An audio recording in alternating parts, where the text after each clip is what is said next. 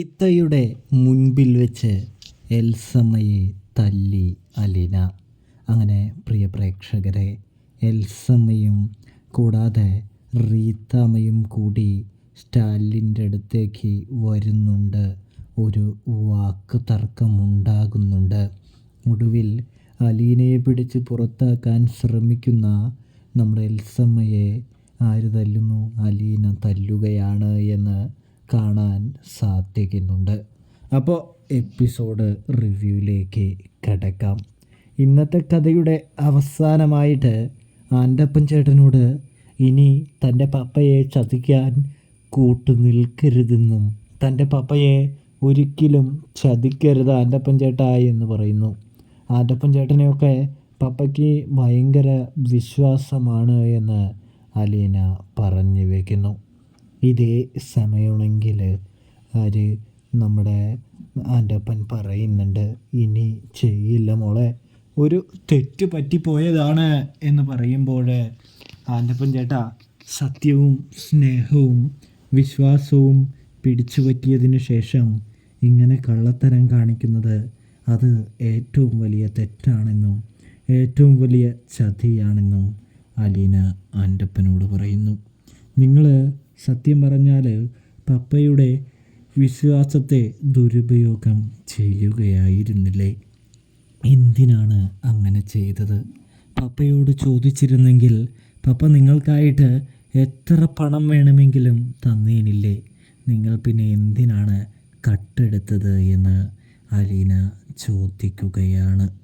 ഇതേ സമയം തെറ്റുപറ്റി എന്ന് ആൻ്റപ്പൻ പറയുന്നു. ക്ഷമിക്കണമെന്നും ആൻ്റപ്പൻ പറയുന്നു.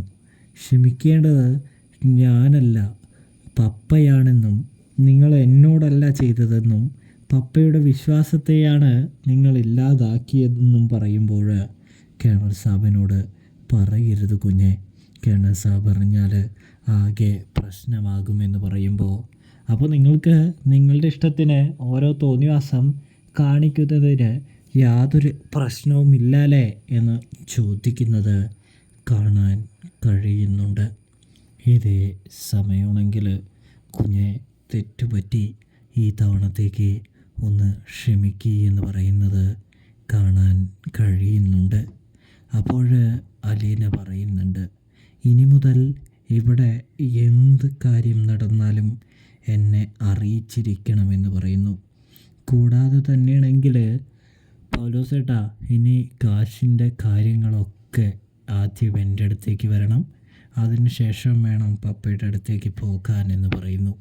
കാരണം നിങ്ങൾ ഇനിയും ഇതുപോലെ അഴിമതിയും കള്ളത്തരങ്ങളും കാണിച്ചാലോ, അത് പപ്പ ഇനി അറിഞ്ഞാലോ പപ്പയ്ക്ക് വിഷമാവില്ലേ? ഈ ഒരു ചാൻസേ നിങ്ങൾക്കുള്ളൂ.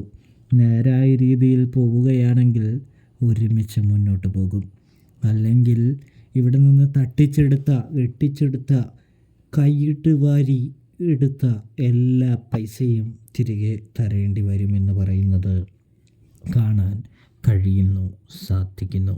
അത് വാങ്ങിയെടുക്കാൻ ഞാൻ ചിലപ്പോൾ നിങ്ങളെ കോടതി വരെ കയറ്റിയെന്നും വരാമെന്ന് പറയുമ്പോൾ നമ്മുടെ ആൻ്റപ്പൻ പറയുന്നുണ്ട്, മോള് പറഞ്ഞ മാതിരി ഒക്കെ അനുസരിച്ചോളാമെന്ന് പറയുന്നത് കാണാൻ സാധിക്കുന്നുണ്ട്. ഇതേ സമയം ആ പൗലോസേട്ടനോടും ഒന്ന് പറഞ്ഞേക്ക്. പൗലോസേട്ടന് വല്ലാത്ത അഹങ്കാരവും കാര്യങ്ങളൊക്കെ ആയിരുന്നു. പൗലോസേട്ടൻ വലിയ സത്യസന്ധനാണെന്ന് 1000 തവണ എന്നോട് പറഞ്ഞിരുന്നു. ഇതൊക്കെ സത്യസന്ധതയാണെങ്കിൽ ഇതിലും കൂടുതൽ ആത്മാർത്ഥത കാണിച്ചാൽ ഈ സ്വത്തുക്കളെല്ലാം നിങ്ങൾ അടിച്ചെടുക്കുമല്ലോ എന്ന് ചോദിക്കുന്നത് കാണാൻ സാധിക്കുന്നുണ്ട്. അപ്പോഴാണെങ്കിൽ കുഞ്ഞെ വീണ്ടും അത് പറയില്ലേ, ഞാൻ എൻ്റെ തെറ്റ് സമ്മതിക്കുകയാണെന്നും ഞാനിനി ഒന്നും പറയില്ല എന്നും ഒന്നും ചെയ്യില്ല എന്നും കേണൽ സാബിനെ ചതിക്കില്ല എന്നും പറയുന്നത് കാണാൻ സാധിക്കുന്നുണ്ട്. ചതിക്കാതിരുന്നാൽ നിങ്ങൾക്കാണ് ഏറ്റവും ഗുണം. കാരണം ഇത്രയും എളുപ്പമുള്ള ജോലി, ഉയർന്ന ശമ്പളം എല്ലാം കിട്ടിയിട്ടും നിങ്ങൾ ഈ കക്കുന്ന സ്വഭാവം നിർത്തിയില്ല. അതൊരു വലിയ തെറ്റാണ് എന്ന് അലീന ബോധ്യപ്പെടുത്തുകയാണ്. സ്വന്തം മുതലാളിയുടെ തന്നെ സ്വത്ത് കക്കുന്ന നിങ്ങൾ നാളെ മുതലാളിയെ കൊല്ലാനും മടിക്കില്ല എന്ന് പറയുമ്പോൾ, കുഞ്ഞെ അങ്ങനെയല്ല എന്ന് പറയുമ്പോൾ ആൻ്റപ്പൻ ചേട്ടൻ ഇനി കൂടുതലൊന്നും പറയണമെന്നില്ല. ഇനി തന്നെ അനുസരിക്കാത്ത ഒരാൾക്കും ഇവിടെ ജോലിയില്ല. ഇനി തന്നെ അനുസരിച്ചില്ലെങ്കിൽ അവർ നേരെ പോകാൻ പോകുന്നത് പോലീസ് സ്റ്റേഷനിലേക്കും അവിടുന്ന് ജയിലിലേക്കുമായിരിക്കും. തീർച്ചയായും ഞാൻ എല്ലാത്തിനെതിരെ കേസ് കൊടുക്കും. വഞ്ചനാകുറ്റത്തിനും തട്ടിപ്പിനും പണം അന്യായമായി കൈക്കലാക്കിയതിനും പറ്റിച്ചതിനുമായിട്ട് തുടർന്ന് നിങ്ങൾ അകത്താവുകയും ചെയ്യും എന്ന് പറയുന്നത് കാണാം. ഇതേ സമയം കുഞ്ഞിനെ ഞങ്ങൾ അനുസരിച്ചോളാമെന്ന് ആൻ്റപ്പൻ പറയുകയാണ്. തുടർന്ന് അലീന പൗലോസിൻ്റെ അടുത്തേക്ക് ആൻ്റപ്പനെയും കൊണ്ടുപോകുന്നുണ്ട്. ഞാൻ ആൻ്റപ്പൻ ചേട്ടനോട് കുറേ കാര്യങ്ങൾ പറഞ്ഞിട്ടുണ്ട് പൗലോസേട്ടാ. ആൻ്റപ്പൻ ചേട്ടൻ അത് പറയും. പറഞ്ഞിട്ട് അതനുസരിക്കാൻ പറ്റുമെങ്കിൽ ഇവിടെ നിൽക്കാം, ഇല്ലെങ്കിൽ പോകാം എന്ന് പറയുന്നത് കാണാൻ സാധിക്കും. ഒടുവിൽ അലീന മാറി നിന്ന് കഴിയുമ്പോൾ ആൻ്റപ്പൻ അലീന പറഞ്ഞതൊക്കെ പറയുന്നുണ്ട്. ഇവിടെ നിന്ന് പോകാൻ തീരുമാനിച്ചാൽ പിന്നെ പോകുന്നത് ജയിലിലേക്കായിരിക്കുമെന്നും ഇവിടെ തുടരുകയാണെങ്കിൽ കുഞ്ഞിൻ്റെ ഉത്തരവുകൾ പാലിക്കണമെന്നും പറയുന്നു. എന്താ പൗലോസേ നിൻ്റെ തീരുമാനമെന്ന് ചോദിക്കുമ്പോൾ, എനിക്കൊന്നും വയ്യ, നാണക്കേടും ജയിലിലേക്കൊന്നും പോവാൻ. ഞാനെന്തായാലും അവളെ അനുസരിക്കാൻ തീരുമാനിച്ചു എന്ന് പറയുന്നു. ബൈജു എന്ന് ചോദിക്കുമ്പോൾ, ഞാനും അനുസരിക്കാം, അല്ലാതെ വേറെ വഴിയില്ലല്ലോ എന്ന് പറയുന്നത് കാണാൻ സാധിക്കുന്നുണ്ട്. അപ്പോൾ അലീനയുടെ ആധിപത്യം ഏതാണ്ട് ഉയർത്തിക്കഴിഞ്ഞു എന്ന് കാണാൻ സാധിക്കുന്നുണ്ട്. ഇതിനിടയിലേക്കാണ് റീത്തയും എൽസമ്മയും കയറി ചെല്ലുന്നത് എന്ന് കാണാം. അവർക്ക് എങ്ങനെയെങ്കിലും അലീനയെ വേരുറപ്പിക്കാതെ പറഞ്ഞു വിടണം. പക്ഷെ അലീന വേരുറപ്പിച്ച് കഴിഞ്ഞു എന്നുള്ള കാര്യം അവർ അറിയാതെ പോവുകയാണ്. തുടർന്ന് സ്റ്റാലിനുമായിട്ടൊരു വലിയ യുദ്ധമുണ്ടാക്കാൻ ശ്രമിക്കുന്നുണ്ടെങ്കിലും ആ യുദ്ധം അലീന തന്നെ തടഞ്ഞു നിർത്തുകയാണെന്ന് കാണാം.